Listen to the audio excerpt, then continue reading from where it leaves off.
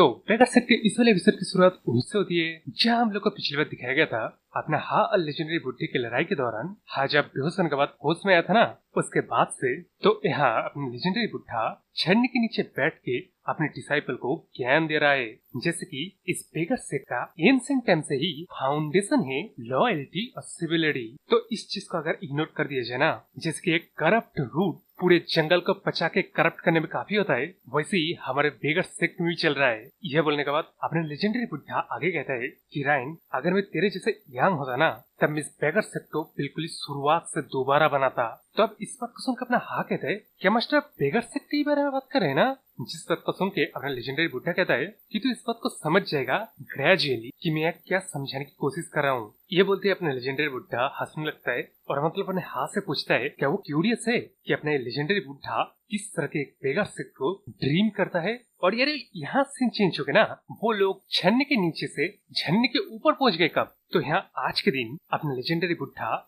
एक बिल्कुल ही एक्साइटेड बच्चे की तरह अपने को बेगर सेक्ट के बारे में बताने लगा।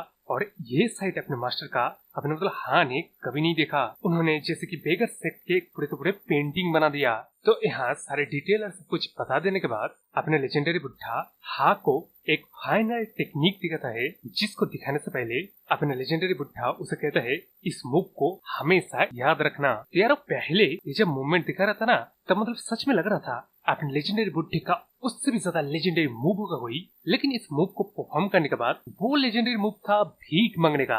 अरे बाबा प्लीज एक पेनी दे दे, बिल्कुल ऐसे दिख रहे हो। तो यारो ये वाला मूव देख के ना, और शायद आप लोग की याद होगा ये अभी तक फ्लैशबैक ही चल रहा है। तो इस मूवमेंट को आपने ने उस सेक्ट के दरवाजे को तोड़ने के बाद भीख मांगने का मूवमेंट परफॉर्म किया था ना, वो यही वाला टेक्निक है। तो यहाँ अपने लेजेंडरी बुड्ढा इस मूवमेंट को दिखाते हुए अपने से बोलता है ये टेक्निक विनम्रता, रिस्पेक्ट, एक अच्छी बिहेवियर जो कि आपको एडवांटेज दिलाता है टफ वक्त पे। ये समझने के बाद अपना बुड्ढा मतलब अपने से पूछता है कि एक एकदम ग्रेट टेक्निक है ना, जिसका जब मैं अपना मतलब कहता है मेरे को तो देखने में लग रहा है ये बस एक भीख मांगने का ही तरीका है। तो आप वहाँ से सिंसिप्ट गए अपना लेजेंडरी बुड्ढा को मार्केट में ले आके सरेआम उस मूवमेंट को उसके साथ परफॉर्म करने के लिए कहता है, यानी कि बेसिकली भीख मंगाता है भाई। जिसको करते हुए अपने लेजेंडरी बुड्ढा मतलब अपने से पूछता है कि वो क्या सही तरीके से टेक्निक को परफॉर्म किया, जो कि यार अपने परफॉर्म करते हैं ना, उसको मतलब काफी सारा मरा आता है यहाँ पे। तो अब इसके बाद अपना लेजेंडरी बुड्ढा फिर से अपने को ज्ञान देने लगता है, ये बोल के कि रायन, हम बेगर सेक्ट के बंदे, हमको तुच्छ माना जाता है, हमको साइड किया जाता है, लेकिन फिर भी हम इंफॉर्मेशन सेल करते हैं। हमारा पॉइंट ऑफ व्यू इनकम्प्लीट हो सकता है, लेकिन इसी से ही हम लोग ग्रो होते हैं। इसका मतलब ये बिल्कुल नहीं है हम उन मार्शल आर्टिस्ट की तरह होते हैं जिनके पास पावरफुल फोर्स होते हैं, बल्कि हम लोग रिचनेस, हार्ट और इंटेंशिबल स्ट्रेंथ के ऊपर भरोसा करते हैं। रायन मेरे बच्चे, इस बात को याद रखना, मार्शल आर्ट शुरू नहीं होता पावर से, बल्कि दिल के छोटे से कॉर्नर के पेनी से। इसलिए मैं चाहता हूँ तू हमेशा और ये हैबिट बना ले कि तू हमेशा सेल्फ रिफ्लेक्ट करेगा। तो अब वहाँ से सिन सब के अभी शायद सर्दी का महीना आ गया है, क्योंकि यहाँ अब रात का सीन दिखाया जाता है जहाँ मतलब बड़ी हो रहा है। तो यहाँ ये लोग भी बेगर सेक्ट ही बंदे हैं, जो कि अपने को देख के, जो कि मतलब अभी भी एक व्हाइट रोब बेगर है, जिनके पास मतलब बेगर सेक्ट के कोई काम काज नहीं होता है, उनके पास भीख मांगना होता है। तो इस चीज को देख के कि अपना इस तरह मतलब घोड़े बेच के पैर की इस टहनी में मतलब किस तरह सो रहे आप लोग देख रहे हो। तो इसी चीज को देख के वो बेगर्स लोग मतलब गुस्सा करने लगते हैं कि ये व्हाइट रोब बेगर्स का मतलब कोई काम ही नहीं होता है, साला हर वक्त जब देखो घोड़े बेच के सोते रहते हैं। तो दिन या कह लो रात काफी नॉर्मल चल रहा था, जब तक ये बंदा सब लोगों को चिल्ला चिल्ला के ये नहीं बताता है कि अपना चिलपंग जो कि फॉर्मर सेक्ट लीडर है वो मर गए हैं, वो भी ईस्टर्न जर्नी के दौरान। तो आप इस बात को सुन के अपने को तो मतलब कुछ समझ में नहीं आ रहा है, लेकिन यहाँ नीचे बाकी के बेगर्स लोग ये कह रहे कि ये तू क्या बकवास कर रहा है, हमारा लेजेंडरी बुड्ढा ऐसे कैसे मर सकता है। उसमें ये बंदा अंदर से बाहर आते पूछता है ये तू क्या बकवास कर रहा है, शांत होके स्लोली बता सिचुएशन क्या चल रहा है। जिसके जवाब में अपने ये बंदा रोते हुए कहता है कि हमारा फॉर्मर सेक्ट लीडर गांव के एक परिवार को ख्याल रख रहा था, तभी कुछ बैंडिट्स ने उस गांव के ऊपर हमला कर दिया। जिस बात को सुन के इस तरफ अपना हाथ सोचता है कि मास्टर अपना लेजेंडरी बुड्ढा इस तरह के बैंडिट्स के हाथों मार सकता है, ये चीज तो जरा सा भी सेंस नहीं बना रहा है। इसलिए वो उस बेंच से नीचे उतर के इस बंदे को पकड़ के कहता है, अबे तू क्या पागल हो गया है, ये क्या नॉनसेंस वाली बात कर रहा है, तेरी हिम्मत कैसे हो गई इस तरह फॉल्स इन्फॉर्मेशन फैलाने की। उसके बाद वो और भी ज्यादा चिल्ला के कहता है कि अगर मास्टर चाहते ना तब वो पूरे बैंडिट्स के फोर्सेस को सिर्फ हाफ ही दिन में खत्म कर देते। उसके जगह तू मुझे इस बात के ऊपर विश्वास करने के लिए कह रहा है कोई गांव में इनसिग्निफिकेंट बैंडिट्स के हमले में मेरा मास्टर मारा गया है। तेरे इस सवाल के जवाब में अपना ये वाला बंदा अंदर क्या जवाब देगा, इसलिए वो रोने लगता है। लेकिन इस तरफ अपने हाथ के दिमाग में सिर्फ एक ही चीज चल रहा है कि ऐसा कभी नहीं हो सकता कि मास्टर किसी बैंडिट्स के हाथों मर जाए, और एक्चुअली ये चीज कोई सेंस भी नहीं बना रहा है। तो यहाँ आखिर चल क्या रहा है, यहाँ कुछ न कुछ गड़बड़ चल रहा है। लेकिन अब जाके अपना ये बंदा रोते हुए कहता है कि उसके पास एक और इन्फॉर्मेशन है जिसमें हॉर्मर सेक लीडर जहाँ मरा था ना वहाँ किसी एक सस्पिशियस बंदे को देखा गया है। तब इस बात को सुनकर अपना हाँ कहता है कि क्लियरली बता फुल इन्फॉर्मेशन क्या है। जिसके जवाब में अपना ये वाला बंदा कहता है कि उस जगह पे काफी अंधेरा था इसलिए वो ठीक से देख नहीं पाए, लेकिन जो बंदा सस्पिशियस लग रहा था ना उसके माथे पे एक रेड स्पॉट नोटिस किया गया है। तो ये रेड डॉट फोरहेड पे दिखा गया है। तो यार यहाँ आप लोगों को समझ में आ रहा है, जब पहली बार अपने हाथ को दिखाया गया था उसके आंखों के नीचे वैसे ही एक रेड डॉट था जिसको वो तील या स्पॉट कहने की कोशिश कर रहा था, जो कि अभी भी नेक्स्ट पैनल में हम लोग को फोकस करके दिखाया जाता है। इस तरह रेड स्पॉट वाले बंदे लोग का कोई ना कोई सीक्रेट जरूर है।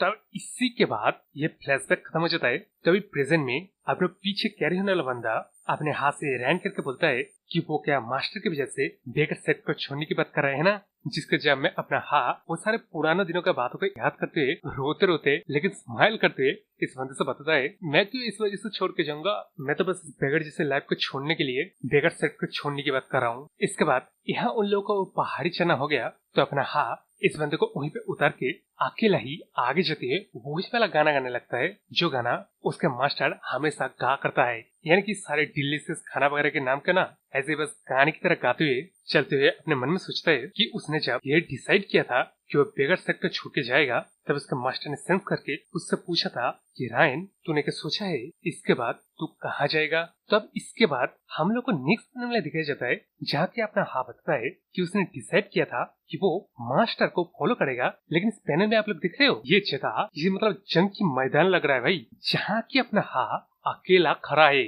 तो यहाँ मेरे को ऐसा लग रहा है ये सीन ना अपने हाँ का मतलब फ्यूचर का सीन है। तो यहाँ शायद उसने जब अपने मास्टर के पाथ को फॉलो किया तब वो पाथ शायद इस लड़ाई में उसको ला दिया। तो ये मेरे को लग रहा है। लेकिन अब स्टोरी में आते तो अब यहाँ से सुन सकते के हमें सिंगसी प्रोविंस के बेगर सेक्ट को दिखाया जाता है जहाँ की इन बंदों के मीटिंग में वही कांड के बारे में डिस्कस चल रहा है जो कि अपने हाँ ने उस गोंग डोंग के सेक्ट में किया था।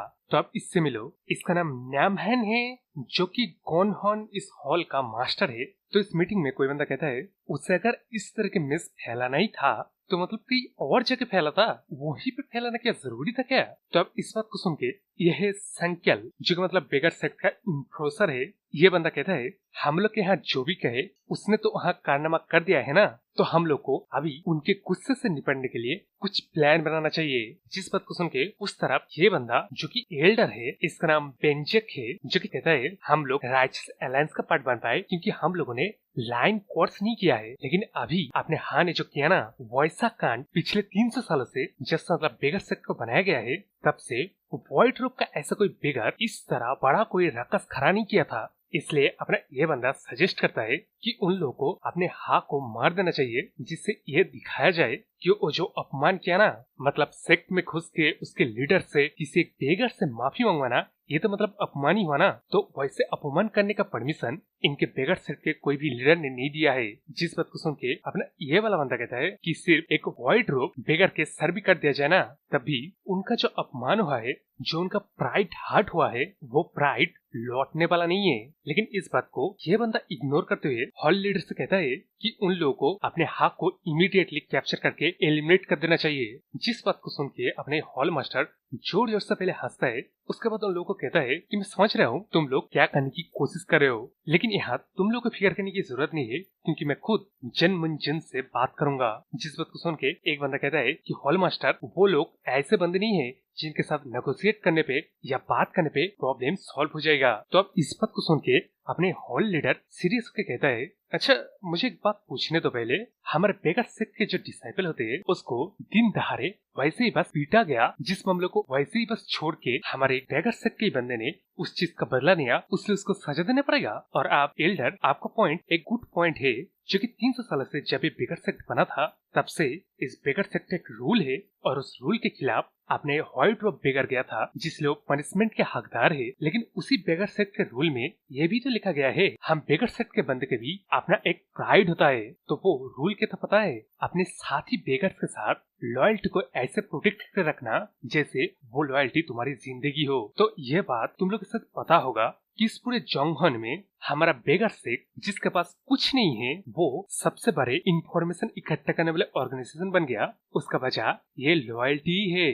तो यहाँ मेरे नजरिए से ये जो इंसिडेंट हुआ ना पूरा का पूरा, इसे वही रूल का एक सैंपल कहा जा सकता है। तो अब मुझे बताओ कि हमारे बेगर सेक्ट को ऐसे ही बस साइलेंटली किसी से भी बीटिंग खा के चुप रहना चाहिए? जिस वक्त सुन के अपना वो एल्डर फिर से कुछ कहने की कोशिश करता है, जिस बात को अपने हॉल मास्टर पूरी तरह से इग्नोर करके कहता है, अरे यार मैंने कहा ना, एक तरीके से उस बच्चे ने हमारे बेगर सेक्ट का रूल को ही अपहोल्ड किया है, तो हमें पनिशमेंट देने की बजाय उसे तो रिवॉर्ड देना चाहिए। तो अब इस बात को सुन के ये इन्फोर्सर कहता है कि मास्टर, ये जो कांड हुआ ना इसको ओवरलुक नहीं किया जा सकता है आपके नेगोशिएट करने के बावजूद भी। वैसे भी आपको अदर इश्यूज के बारे में फिक्र करना चाहिए। वो जो बेगर सेक्ट्स के माइग्रेशन केसेस हो रहा है, वो केसेस होने की वजह बेगर सेक्ट्स के हेडक्वार्टर में मौजूद एल्डर्स लोग फोर्स कर रहे बेगर सेक्ट के डिसाइबल को जनहो से हटा के बारबेरियन लैंड में भेज रहा है। इस वजह से हमारे बेगर सेक्ट के ब्रांचेस ग्रेजुअली डिसअपियर हो रहा है। तो आपको ही पता है,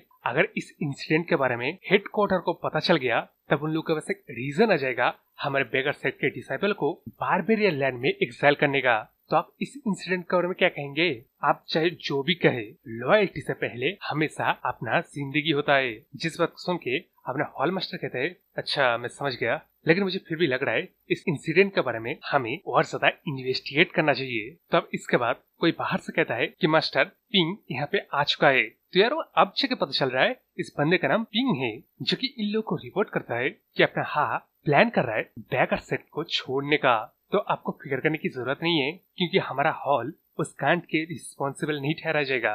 और आगे अपने पिंग कहता है कि ने जाते वक्त ये कहा था कि वो इस पूरे बेगर सेक्ट को रेवोल्यूशनाइज करेगा, जिससे कोई भी बंदा हमारे बेगर सेक्ट के बंदे को नीचे नजरों में ना देखे। तो बेसिकली अपना एक नया बेगर सेक्ट बनाएगा। इसका इंफॉर्मेशन ये पिंग इन बंदों को दे देता है। तो हमारा इस बात को सुन के ना ये तीनों के तीनों ही यहाँ पूरा का पूरा सन्नाटा बैठ जाता है। तो इस चुप्पी को तोड़ के ये एल्डर कहता है, वाह भाई वाह, बकवास करने की भी हद होती है। तो सच्ची मुच्ची में वो बेवकूफ इस तरह बेवकूफी करने जा रहा है। तो उस तरफ अपने हॉल लीडर एक बार के लिए सोचता है कि एक नया बेगर सेक्ट था, लेकिन यहाँ सीरियस डिस्कशन में अपने एल्डर बोलता है कि वैसे एक वाइड रूप का बेगर उसका पारी कितना है, जो कि एक नया बेगर सेक्ट के बारे में बात कर रहा है। वो तो शायद साथ ही कुछ बेगर्स को लेके भीख मांगने के लिए और कुछ नहीं कर पाएगा। लेकिन इस बात को सुन के अपने एल्डर कहता है कि क्या तुम में से कोई भी उस वाइड रूप बेगर्स के मार्शल आर्ट को देखा है? जिस बात को सुन के ये इन्फोर्सर हंसते ही कहता है, वो छोटा वाइड रूप का बेगर्स वो क्या जाने मार्शल आर्ट के बारे में,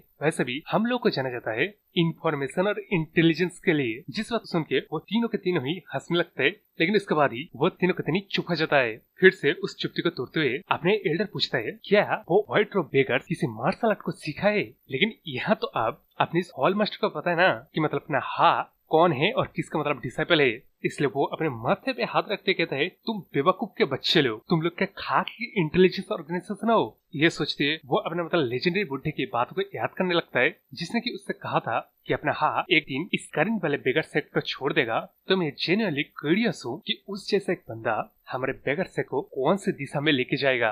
तो उस सीन की बात हम लोग को हुनान प्रोविंस के चंचा एरिया में दिखाया जाता है। अपना एमसी अपना बेगर्स का काम कर रहा है, यानी कि भीख मांग रहा है। लेकिन जब उसके शकल को हम लोग को देखा जाता ना, उसके शकल में वही एम्बेरेसिंग गुस्सा और फ्रस्ट्रेशन नजर आता है, जो कि चिल्ला चिल्ला के कहता है। उस तरह के बड़ी बड़ी बात करने के बाद वो एक और बार फिर से वही भीख ही मांग रहा है, जो कि बुरा तो है, लेकिन उससे भी बुरा ये बात है इस बार वो काफी भूखा है। इसलिए वो इधर उधर देख के कहने लगता है कि शायद ये स्पॉट ना भीख मांगने के लिए एक बुरा जगह है। लेकिन ये बोलने के बाद वो मन ही मन सोचने लगता है कि यार मतलब जाए तो जाए कहाँ। उस तरफ सदर्न रीजन के विलेज में भी हालात कुछ डिफरेंट नहीं है। ये सोचते अपने एमसी का नजर इन दो चुन्नी मुन्नी के ऊपर पड़ जाता है जो कि अपना बाबू सनागिरी कर रहे थे।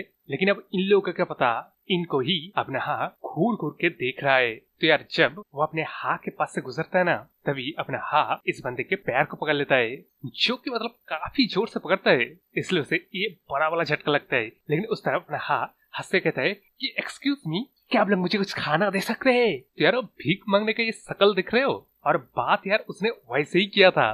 तब ऐसी एक नजारे को देख के अपने ये चुन्नी मुन्नी का मोटी चुन्नी अपने एमसी के ऊपर लातों की बरसात कर देता है, जिस चीज को देख के अपने ग्रीन वाला चुन्नी कहता है अरे मेरा बाबू सब कुछ ठीक है, तो आप रुक सकते हैं। क्योंकि इस तरफ अपना एमसी दोबारा इस ग्रीन चुन्नी का पैर को पकड़ के इसको शायद मतलब कोई प्रेशर पॉइंट दे देता है या तोड़ देता है कुछ, जिसकी वजह से मतलब इसका हालात दिख रहे हो। तब यार इसी के साथ ये चैप्टर खत्म हो जाता है। लेकिन स्टोरी में आप मजा आएगा ना बिरू। वेल तो ऐसी एपिसोड के वीडियो पाने के लिए मेरे इस चैनल को सब्सक्राइब कीजिए, लाइक शेयर कमेंट करना बिल्कुल। बाय।